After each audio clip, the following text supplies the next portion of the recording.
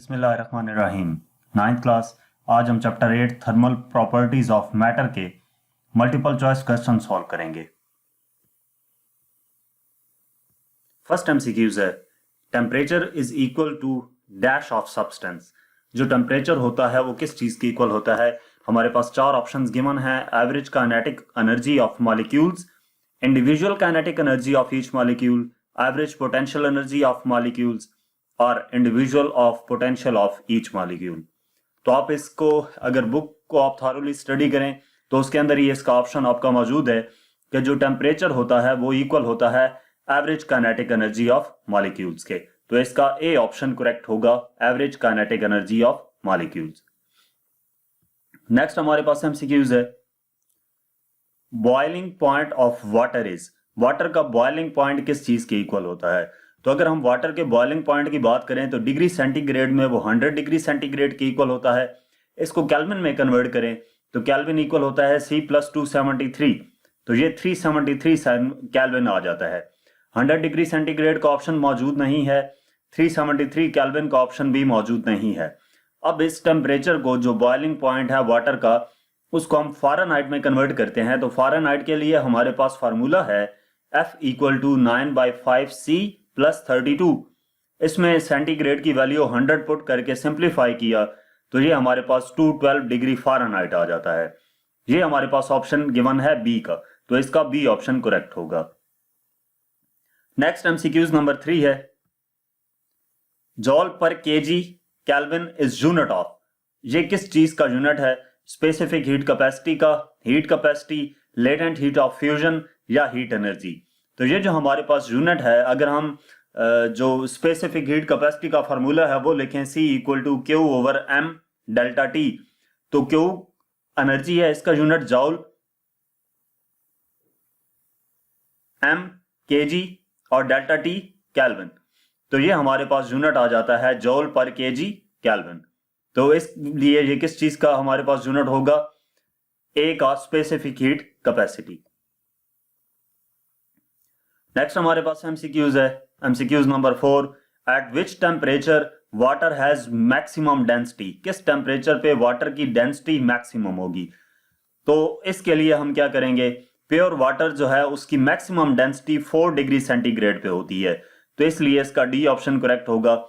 जो वाटर की maximum density कहां पे होती है? 4 डिग्री सेंटीग्रेड पे। नेक्स्ट हमारे पास एमसीक्यूज है, MCQs number 5, evaporation takes place from dash of liquid. Evaporation का जो प्रोसेस होता है वो सरफेस ऑफ द लिक्विड पे इंडिकेट हो रहा होता है, वहां पे परफॉर्म हो रहा होता है, बॉटम पे, सेंटर पे या किसी भी लोकेशन पे। तो evaporation surface of the liquid पे प्रोसेस हो रहा होता है, इसलिए इसका ए ऑप्शन करेक्ट आएगा। Next MCQs number 6, number of divisions on Fahrenheit scale between its reference points are. Number of divisions Fahrenheit scale पे उसके रेफरेंस पॉइंट्स में हमारे पास नंबर ऑफ डिविजन्स कितनी होती हैं? तो उसके लिए हमें यह पता होना चाहिए कि स्टार्टिंग फ़ारेनहाइट स्केल कहां से स्टार्ट हो रहा है। तो वो 32 डिग्री फ़ारेनहाइट से स्टार्ट होता है और जो एंडिंग पॉइंट होता है फ़ारेनहाइट स्केल का वो 212 डिग्री फ़ारेनहाइट होता है।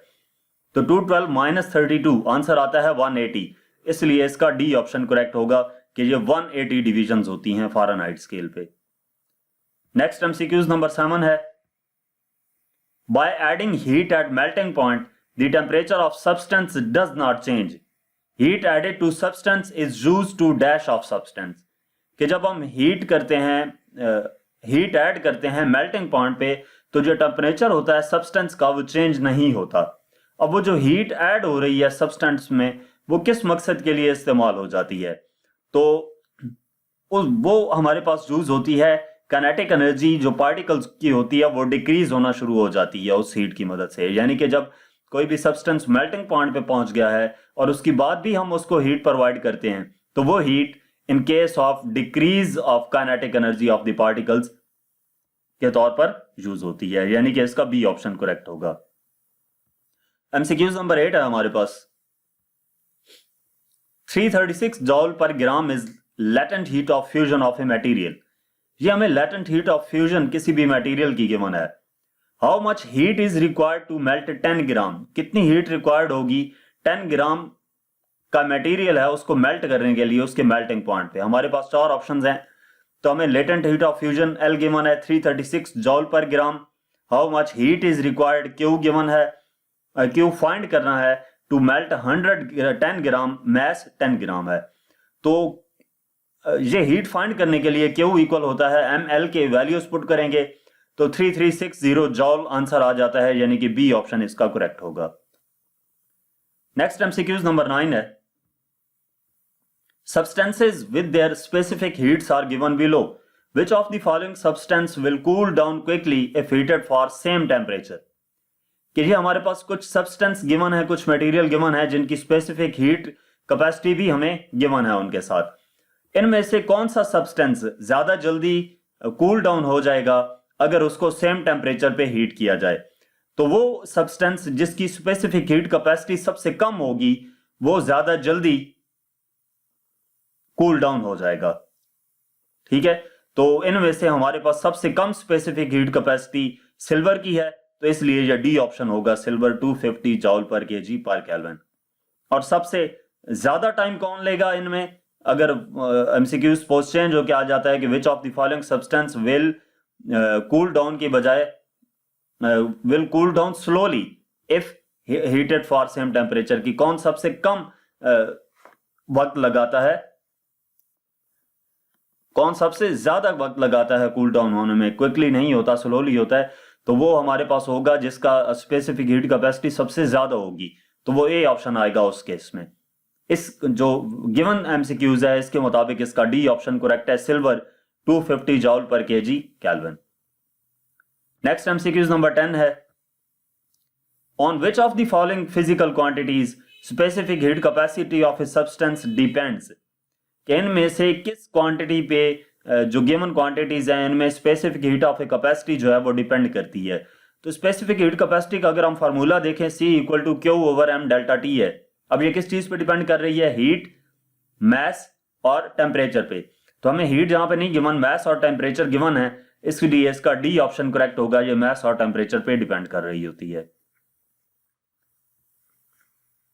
नेक्स्ट एमसीक्यूज नंबर 11 है, water is used in radiators of automobiles as a coolant, why?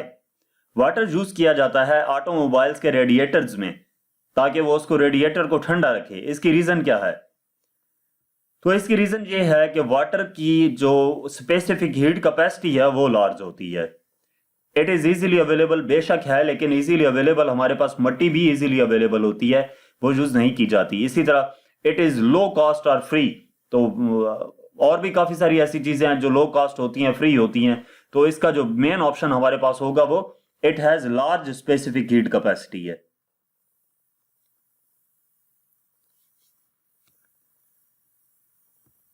Next MCQs number 12 है, eight which value temperature on Fahrenheit and Celsius scales have same readings? कि किस value पे जो temperature है Fahrenheit का और Celsius scale का वो सेम होगा, यानी कि सपोज 0 डिग्री सेंटीग्रेड और 0 डिग्री फ़ारेनहाइट इनका टेम्परेचर सेम होगा या नहीं। तो इस तरह की हमने कौन से इनमें से वैल्यूज ढूंढनी है, तो हम क्या करेंगे, सेल्सियस स्केल को फ़ारेनहाइट में कन्वर्ट करने वाले फार्मूले में F इक्वल टू 9/5C + 32, इनमें बारी बारी ये चारों वैल्यूज पुट करके हम कैलकुलेट करेंगे। तो 0 पुट किया तो आंसर 32 आता है, मतलब ये नहीं, -40 पुट किया तो -40 आंसर आया, तो इस वजह से ये -40 वाला आंसर बी करेक्ट होगा। ठीक है, इसमें भी 153 पुट किया था तो आंसर चेंज आया, -32 पुट किया तो आंसर चेंज आया, जिस पे आंसर सेम आ रहा है तो वो ऑप्शन हमारे पास करेक्ट होगा, बी ऑप्शन करेक्ट होगा इसका। नेक्स्ट इस चैप्टर का लास्ट एमसीक्यूज है, 10 degree centigrade equal to dash kelvin. 10 degree centigrade कितने केल्विन की इक्वल होता है? तो डिग्री सेंटीग्रेड को केल्विन में कन्वर्ट करने का वाला फार्मूला हम यूज करते हैं, K इक्वल टू C + 273, यानी कि K इक्वल टू C की वैल्यू 10 + 273, तो ये 283 आंसर आ जाता है, डी ऑप्शन इसका करेक्ट होगा। यहां तक हमारे पास इस चैप्टर के एमसीक्यूज थे। मजीद किसी भी चैप्टर की एक्सरसाइज का सॉल्यूशन देखने के लिए आप हमारी वेबसाइट विजिट कर सकते हैं। इसके अलावा आप हमें इंस्टाग्राम, फेसबुक और यूट्यूब पर फॉलो करें। Thank you.